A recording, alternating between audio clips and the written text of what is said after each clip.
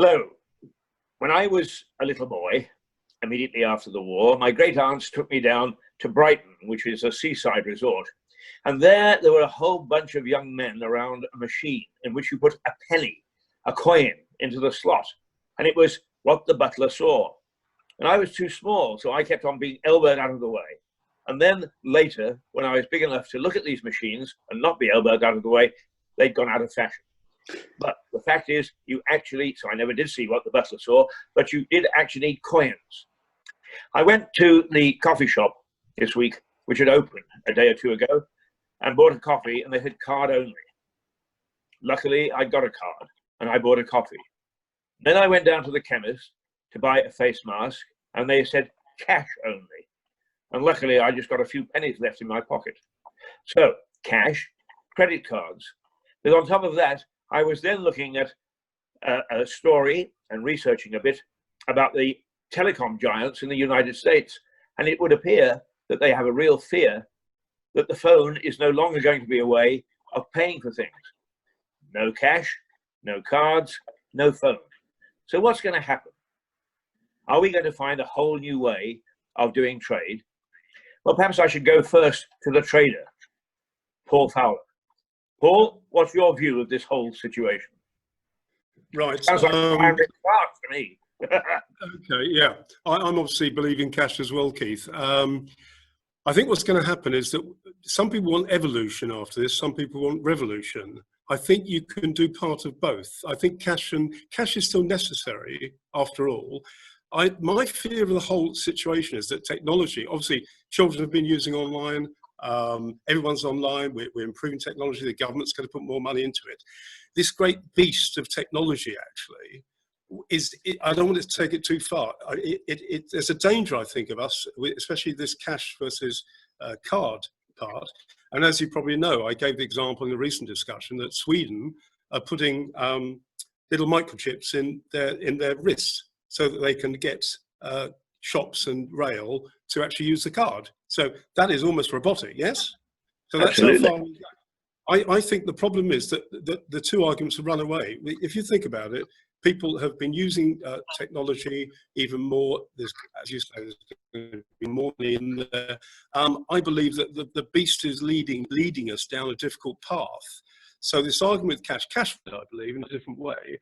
I don't want any major changes in the currencies, which I think some people would like.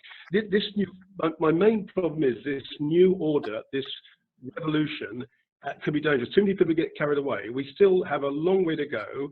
I think you can introduce things that equally, in other words, technology doesn't dominate, pleasure doesn't dominate, if you like, and we get our life in balance. As I fear, there will be a huge preponderance of technology use, more overloading information, which rather takes us away from what we should have learned from the lockdown period. What happens when the Swede turns up to the cash desk and it says declined? When the Queen does? No, the Swede with his little wrist thing. When it says declined, do they just chop his hand off? Or? Oh. All right, let's go to the land of the mighty dollar. What's your view, Melissa? Well, I guess I'll take a view of the individual consumer. I'm a cash gal. I believe that it allows me to better budget myself. I find that when I use credit cards, I have a tendency to overspend, and I have no idea how much I spent when I left the store, which I'm sure the banks they love that. But I don't actually do credit cards. I'm not interested in paying interest on a loan from the bank. I just believe I have the money, I spend it, and that's it. I don't borrow money. So how will you I know that there's a trend. I know Visa had made an effort to certainly kind of imposing on a lot of their vendors to say, no cash, everything has to be on a card. I just think it's wrong. Yeah, I can see that trend, and I'll come back to you. Let's hear from Mark first, and then let's see whether they get a consensus, and we can see. We can ask to see what we think is going to happen, not only beyond lockdown, but perhaps in 3 to 5 years' time. Mark, what's your view? Well, I think it's less to do with the nature of this COVID period. Maybe that's just acting as a catalyst or an accelerator to what is going on. But there's been a drift towards cashless economy, certainly in this country, for quite some time. And even to the point where you have buskers now that have a little card tap machine so they can get their donations rather than getting it in pound coins. You can tap and give them a pound or two with your card or phone. So there's a drift in that direction, and I think encouraged probably thoroughly by both government on one level, because it gives them the opportunity to trace where money is in the system so they can tax more easily. And from the bank's point of view, it gives them control again, where they were starting to lose that dominance with the arrival of cryptocurrencies and crowdfunding. Their long-standing model was starting to be undermined, where they were no longer the gateholders of finance. Have they learned any lessons from this, do you think? Probably not. I mean, it is interesting, but one of our good friends sent in an email that she was supporting a charity and would I like to give? And I would. And I thought, well, I'll throw a tenner in. And then I looked at my bank statement for the last time I'd had a transaction, and the bank charges me £6 every time I send anything to the United States. So for £10, she would get 4 and the bank would get 6. And that seemed iniquitous to me. But isn't that the way that they make their money on that sort of thing? Yeah. Yeah, unnecessarily though.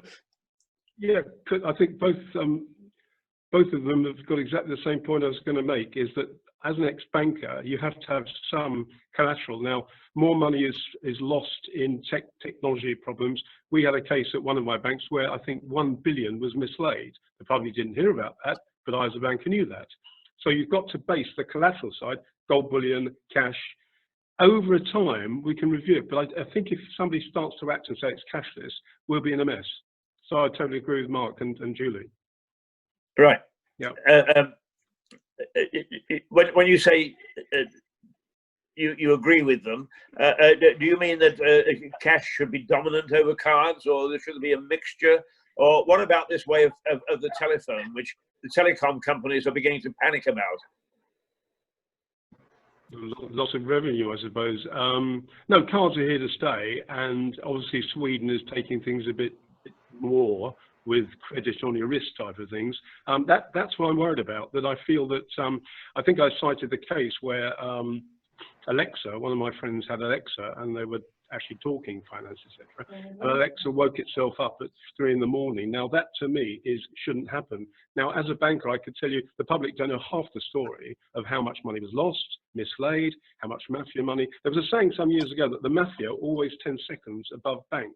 And having been involved in trying to sort out a criminal activity part in a bank, so really technology can, if you've got technology down to fine art, fine. I don't believe anyone does that. It's always the two. So I would say cash has to be kept. It's a staple diet of the economy. Too much cards, as I think Melissa, sorry, I called you Julie, Melissa, sorry. Melissa is absolutely right. When there's far more problems with cards, etc. So I've got cash in an ISA, about 15,000. To me, that's safe. Whereas if I'm using a card, it can be misappropriated. Yes, well, I've had experience of that, but I won't bother to go into that now because I'm thinking of blowing up the bank. But Melissa, is there you've expressed your own personal view, which I think is very important because you're a housewife, a consumer, a young executive. But what's the feeling in the country about the way that things are going to go in terms of how you pay? Well, I mean, in my little world here in New York, I mean, everybody loves the quick pay. I just don't think they understand the ramifications of it. You've got people who are just soaked in debt. I mean, it's astonishing, really. But there is a movement in the United States. One of our, it's a financial guru named Dave Ramsey. And he's all about getting out of debt, getting out from under the bondage of the banks. and he shows you step by step how to do it, but he's a very anti-debt person. The problem is here is that I don't know what system they have in Britain, but they have something called the FICO score. And the FICO score, I like to call it the I love debt score. And so it's supposed to be some indication of how you deal with money, what financial shape you're in. And really what it's about is how much debt do I have, and then how much interest do I pay to the banks. So if you have no debt and you have no debt instruments, your FICO score is essentially undeterminable. And it makes you look like there's something wrong with you. No, I have no debt, I just have money. So yeah, so there's it's almost like, it's, I don't know, it's almost like a scam being played on the public. And the public just, doesn't realize it until somebody speaks out about it. Actually, one of my favorite programs is Boston Legal, and they actually had an episode about that, about the lady who was drowning in debt in credit cards, and the young chap at the law firm took on the government and actually won. Mark, you're a politician. If in fact there is going to be change in the markets where we have to decide about the predominant way that money will be transferred, whether it's from you to I, or whether you to I to you, no, you to me. You to me is much better, yes. Grammatically correct. I prefer that arrangement. Even on the big scene, will this be politically driven or will it be market driven? Because I remember an economist saying to me once from the Economist Intelligence Unit that talking about Asian banks where they tried to peg their currency, the markets rose up and spanked them. I thought it was a lovely phrase. How do you see the them versus us in that sense? I think that if governments tried too hard to control, I mean, their objective would be to control the flow of money so they can tax. The way they know where the money is, it gives you a greater control over the individual. That's the purpose of losing cash, because you can't have an economy that isn't regulated. Then everything has to pass through the hands of the government. I think people will find, the market will find a way around that eventually. They will find a way of creating their parallel market, which is effectively what a cash economy, the way it would work. It's a parallel economy to the formal instruments used by government, or preferred by government, I should say. Used by banks, but preferred by government. What's your reaction to that, Paul? You're the marketeer. Absolutely agree. No, the Robert Maxwell made the famous phrase: "If I owe the bank £10,000, it's my problem. If I owe the bank 20 million, we're partners."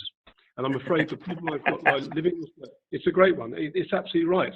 As a practicing banker, it's quite, debt is now revered far more than credit. And if you're credit, I'm always in credit, I get punished by my bank.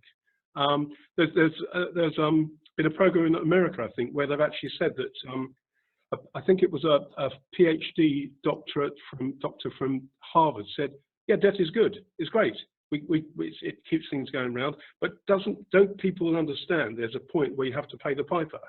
So as Melissa's a good person, Mark's a good person, I'm sure you're not in debt, Keith, although the drinks might build up, but it's to me, we're in a topsy-turvy market here, because where debt is good and being in credit, you lose on a business interview, etc. It's ridiculous. That's what's got to be sorted out, I think, because people who save are getting punished, and that can't be right. No. One more Bloody Mary, and I'm about to become a partner of the bank.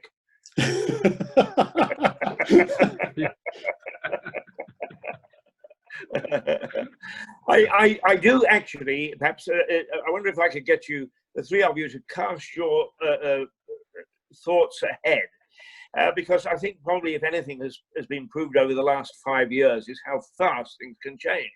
Not least of which is we are on a program tonight on television. It's going worldwide. 5 years ago, you couldn't dream of that.